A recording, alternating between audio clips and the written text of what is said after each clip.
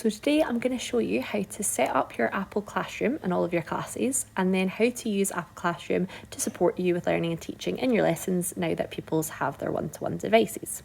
Now, the first thing that you need to do, if you haven't done so already, is you have to name your device. So you want to find your settings, which is the little cog we can see in the middle of my screen.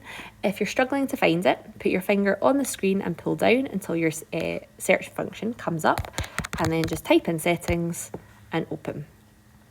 Once you're into your settings, you want to click General on the left-hand side, and then you want to click the button that says About. Once you're in here, you can see that the name of my iPad has already been set to Miss McKechnie's iPad. Yours might say iPad here because that's the original default setting, but you want to click into here and make sure that you change it to your name so that pupils can easily find your name to send you work. Once that has been sorted, you then want to go onto Classroom. So you want to find the Classroom icon, which you can see in the bottom between Books and Settings. But if it's not there on your iPad, if you've not opened it before, again, you can just drag down and type in Classroom. And remember, it's Apple Classroom we're wanting, not Google Classroom, so it's the little orange button. Once you're into your Apple Classroom, yours will look different from mine if you've not set up your classes before. So what we're going to do is we're going to set up the classes in advance of you seeing your class. Now, this is the really good thing about this version of Apple Classroom compared to the previous one that you would have used a few years ago if you had the S3s when they got their iPads. So what we can do is we can set the class up in advance before they come in, and there's no option to have to give pupils a code for them to join. So what you want to do is you want to click the plus button. And then once you click the plus button, you want to name your class. Now, to make it easy, you should try and make sure your subject name is within it as well, just because there's a little troubleshooting thing we can do later if pupils are appearing offline, and it makes it easier if that name will come up on their iPad. So I'm just going to set up a test biology class. And what I want to select for location is I want to select Larbert High School, which is the only option. Then you want to choose a symbol and a colour to help you distinguish between different classes, kind of like themes on Google Classroom. Pupils don't show this, it's just for you. Okay, so what I'm going to do is I'm going to choose this symbol and this colour, and then I'm just going to click Done. So the next thing we want to do is we want to now go in and add your pupils. The best suggestion I've got for this stage is to make sure that you have your seamless register up at the same time, so that it's quicker and easier to make sure that you've added every pupil. So what you want to do is go into your class that you've just created, and you will get a pop-up asking to allow notifications. Just click Allow for that. Once you're in here, if it's your first time going into the class, there will be a button saying Add Student.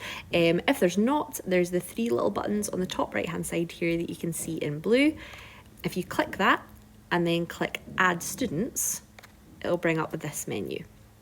This has all of the pupils in the school already on it, and all you have to do is type in their last name to find them. So I'm going to add one of my pupils, so I'm going to type in their last name, and you can see that it narrows down the options here, and then I'm just going to select the pupil that is my one that I want to be in this classroom. Now, instead of clicking Add straight away, the quickest way to do this and to add all of your class at once, we've already selected a pupil, so now I can click the little cross button at the top in that search bar to get rid of that, and then I can add my next pupil in. So I can search for my next pupil. Sometimes it won't autofill or it won't start to narrow down until you click the space bar. So if you type their name and then hit space, and then it'll narrow them down again for you, and then I'm going to select my next pupil. And then same thing again, I'm just going to click that little X button in that search bar and then type in my next one. When I get to a point where I think I've added all pupils or I've added enough, then I can click the Add button on the top right hand side, and then it'll take a couple of seconds to add those pupils into your classroom. Now, when you add pupils in advance, you'll see that their symbols aren't coloured in. This because they aren't physically in the room with you. Apple Classroom works based on proximity, so when they arrive in your room, their statuses will change from offline to online, and it'll also say authorising the first time that you see them as well. If they are in the room in front of you and they are still appearing offline, even though they are physically on their iPad, then you need to follow the troubleshooting video that I sent out previously to try and work that out and problem solve it. If you want to leave this classroom now that you've made it and you want to go back to your main menu, you'll notice there's no back button, and this confused me the first time I used it. You need to end the class to leave and go back to the main menu. So what you need to do is you need to click those three little dots that are on the top right beside select, and then you need to go to the end class button that is at the bottom there. When you click that, it will take you back to your main page, and then you're ready to start making your next class by clicking the plus button. So now I'm going to talk you through how to use Apple Classroom to manage the devices within your classroom when the pupils are in front of you. So the first thing you'll need to do is every time a class comes in, you will need to come into your Apple Classroom app, and then you'll need to click on the name of their class. So I'm just going to use my test biology class at the moment. Now you can see here, this is the first time that I've used this class, so that is why Ryan showed up as authorising the first time, and now he is online. We can see that Elise is offline, and that is because I don't have her device at the moment, but if she was sitting in front of me on it and there was an issue and she was still appearing offline, then I would need to do the troubleshooting. Now, the next thing that I usually do is I normally get rid of this window at the side because I don't really like it being there. I think it clutters it up a lot. So at the top left-hand side, if you click that button at the far left, that'll get rid of the wee menu at the side. And you can just bring it back by clicking that button again. So the coloured dots show us the pupils, and they can show us the different groupings of pupils as well. Now at the moment I can see that Ryan is on Google Classroom, and it says below his name that he's on Classroom, and I can also see the classroom symbol. If I change Ryan's app that he's on, so at the moment you can see he's not on anything, and then if I go into GarageBand, then it tells me that he's on GarageBand, and again that symbol shows up as well. So you can see at a glance on your home screen what pupils are in at that exact moment. You can see the pupil's first name and middle name if they have it as well, and as I said, what they're currently working on too. Now at the moment I only have 2 pupils on my screen, but if you have a class of 20 or 30, there will be 20 dots or 30 dots and not just a couple. Now it might be that you want to view what they're doing on their screens. Now to do that, you go 3 buttons in from the right at the top where there is those 4 circles, and if you click those, what you can now see is I can see exactly what Ryan is doing on his screen as he does it. So I get a live view. Now that is quite small, so what you can do is you can pinch the screen using 2 fingers to make it larger or smaller. Or if you want it to be full screen so you can see exactly what they're doing, you can click on an individual pupil and you'll see that there's lots of different actions that come up, and we're going to go through all of these in a wee second. But if I want to look at Ryan's screen instead, I can just click the button that says View Screen there, so the one that's the little binoculars. If I click that, it opens up, and again I can see exactly what Ryan is doing on his screen as he does it live. To get rid of this, I just click the Done button on the top right hand side, and then I go back to my main screen, and to get rid of this screen that's just looking at stuff for Ryan's device, you just click anywhere else on the screen and it'll disappear. Another thing that it's useful for, apart from spying on people's work, is that you can use it to show off people's work as well. So you can use your Apple TV, you can screen mirror your iPad, and then you can click into individual people's screens and show the rest of the class something that they've been working on to show off their work or to use it for feedback as well. Now, one thing to note is that pupils can tell when you're looking at their screen. In the top right hand corner, they see a little blue icon, so that's important to realise that they can see if you're having a look at it as well. Now we're going to go through the other features that are available to you within Apple Classroom to manage devices as well. So the first thing I want to show you, the most important thing I think, is how to lock pupil devices. So if you want to lock a pupil device and make it completely unusable for a brief period of time, if you want to lock all of the classes at once, 3 dots are at the top of the screen, and then all you do is you click the button with the padlock that says lock. As soon as you do that, you can see that there's now a lock symbol on Ryan's iPad, and in a wee while I will show you from the pupil view exactly what that looks like for them as well. As I said, that makes their device unusable, and so you have to unlock them again if you then want them to do something after that. Now, if you want to lock an individual pupil, or first of all, if you want to unlock a pupil, if you've locked the whole class, you want to go back to those three little buttons again, and you want to click the unlock button, and then you can see that it'll have unlocked the iPads. Now, let's say that I have my class, and actually I don't need to unlock to lock all of their iPads. Maybe it's only one pupil that I want to lock because they're maybe not doing something that they should be doing. So what I can do then is if I click into Ryan again, I just click on him specifically, instead of going to the three dots at the top, it gives me the option there to lock just Ryan. So again, I can click the lock button and that'll just lock the single iPad that I want there. You don't need to lock the whole classes, you can just do one, but again, to unlock him, I need to click back into him and then click the unlock button after. Another feature that I found quite useful is being able to mute pupil devices. So if I want to mute every pupil's device, again, I just click on my three dots at the top and there is a mute button there. Now what that does is it basically brings their volume completely to zero from whatever it was at before. Now it's not like lock or unlock where you have to turn it back on. Pupils can then manually turn it back up again, but you know if you click that mute button then it should have gone to zero, so there's no reason that anyone should have anything playing then over their iPads loudly. The next feature I want to look at is how to hide. So hide is an option that is really good compared to lock in that it just takes the pupils out of whatever active app they're currently in. So it takes them out of the app and back to their home screen, and it's handy because lock is sometimes a bit too severe, so it's a nice handy way of just getting their attention again, and it means you don't have to go back in and unlock the devices afterwards. So if I show you on Ryan's device here, if I just zoom in a little bit so you can see it. So on Ryan's device, let's imagine that he's gone into Classroom, but I want him to go back to his main screen so that he's paying attention to me. I click the three dots at the top if I want to do this for the whole class, and I click the button that has the little eye with the cross through it that says hide. If I do that, it'll then back out to the home screen. Now again, you can do this just for an individual pupil if you would like to. So if I just wanted to do it to Ryan, let's say he was in clips, then I can just click on Ryan, and again, I can just click the hide button only for him. So the final thing I want to show you in terms of managing pupil devices is how to set up groups. So if we click on that little tab on the top left that I showed you before that you can get rid of, you can see that there is a tab for all students. So this is where all the devices in your class show. However, what you can do is you can also group students. So if you have them set up in groups within your classroom already, so you'd like to manage different groups at different times, or you maybe want to differentiate the work as well and have them in groups based on that, you can create a new group by clicking the button that says new group at the bottom. You can then enter a name for that group and put pupils under it, and that means that you can manage that group as a whole instead of as the whole class. So you can lock that group, you can hide screens for that group, or you could share specific resources with that group, which is what I'm going to go on to in a wee second. The other thing that you'll notice is under the bit that says apps on the left hand side, this is where you can get an overview of how many pupils are within each app at a certain time as well.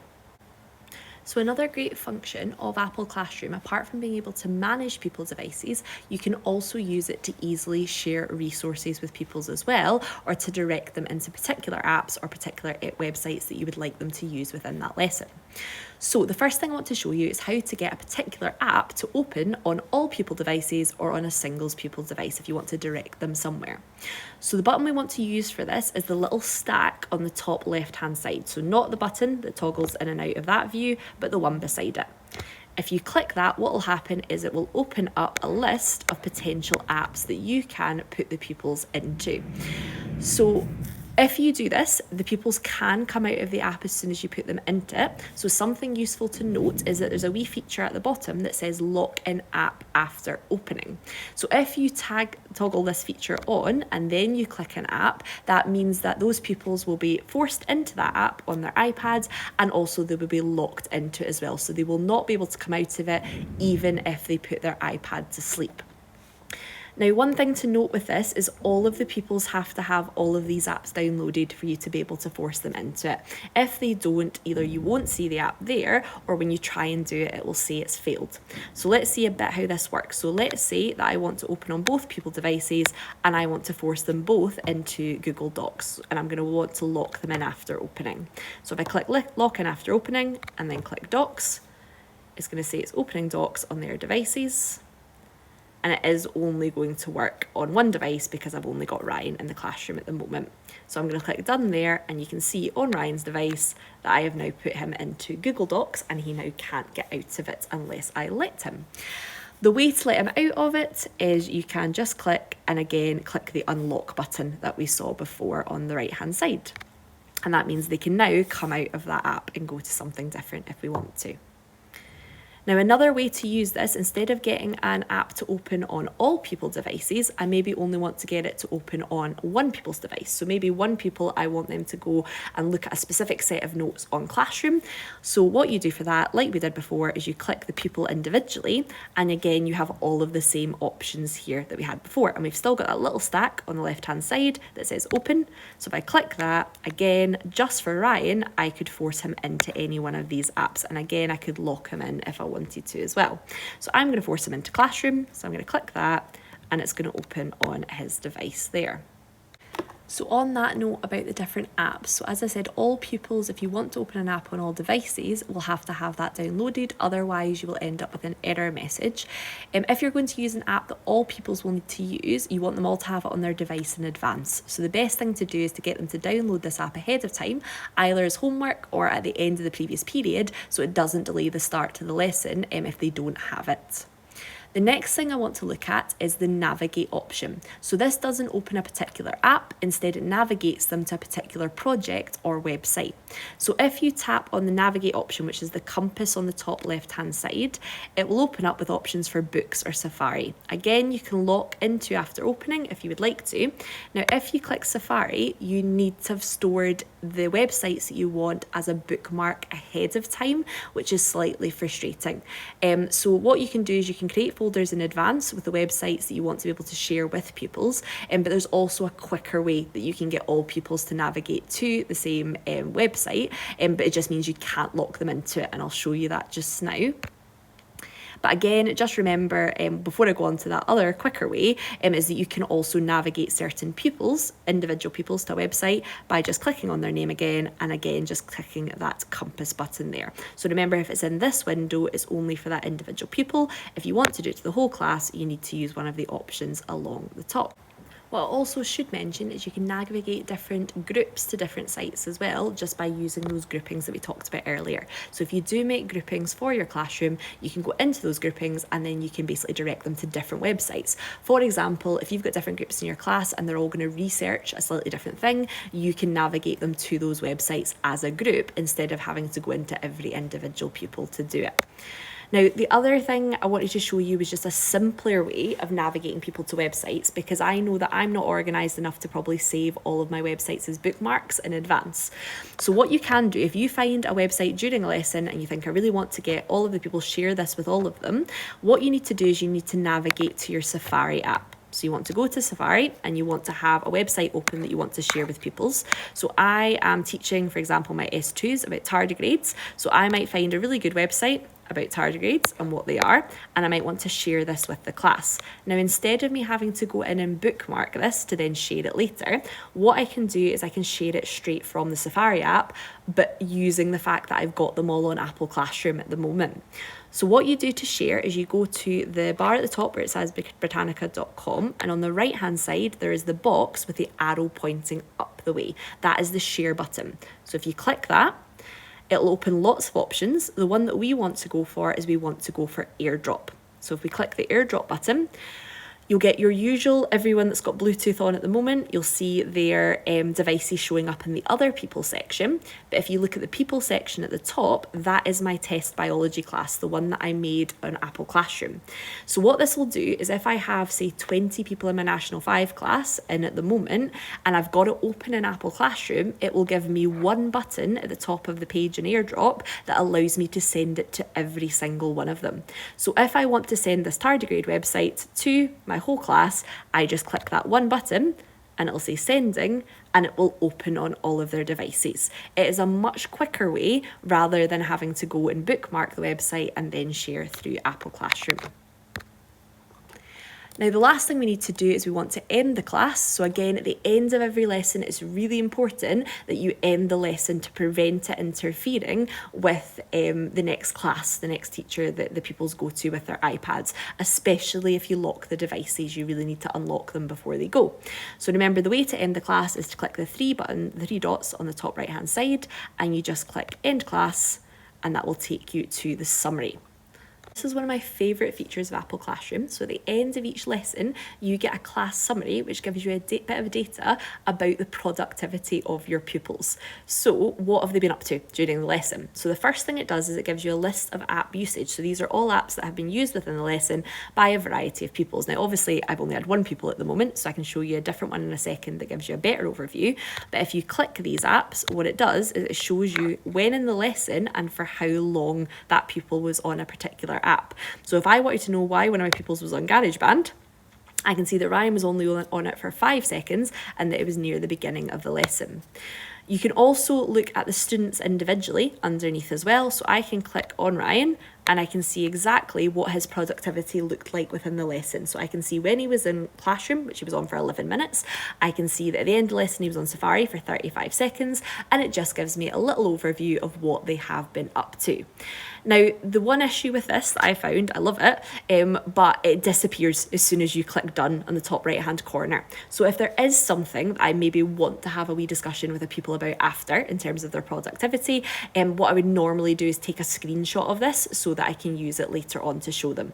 If I forget and I click done, that is it gone. I can't get that summary back again. So it is quite important, if you do want to bring up anything that was on that summary, that you do save a screenshot of it for later.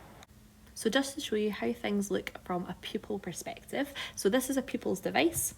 And if I go and lock their screen, this is what comes up. Now, just as a heads up, it will say your full name because that is your name on Apple Classroom, and unfortunately you can't do anything to change that. So it'll say this iPad has been locked by, and then your teacher's name, and you can't back out of this. I know you can't see it, but currently I am pressing the home button and nothing is happening. As a pupil, I need to wait for the teacher to unlock my device so that I can then go back in. The next thing I'll show you from a pupil's perspective is what happens if I try and hide something as a teacher. So let's say the pupils are in their photos and they shouldn't be there. I can click the hide button as a teacher, and that will take them out of their app that they're in at the moment, back to their home screen, and it will also mute it. Now let's pretend that I am playing the volume really loudly of something in class.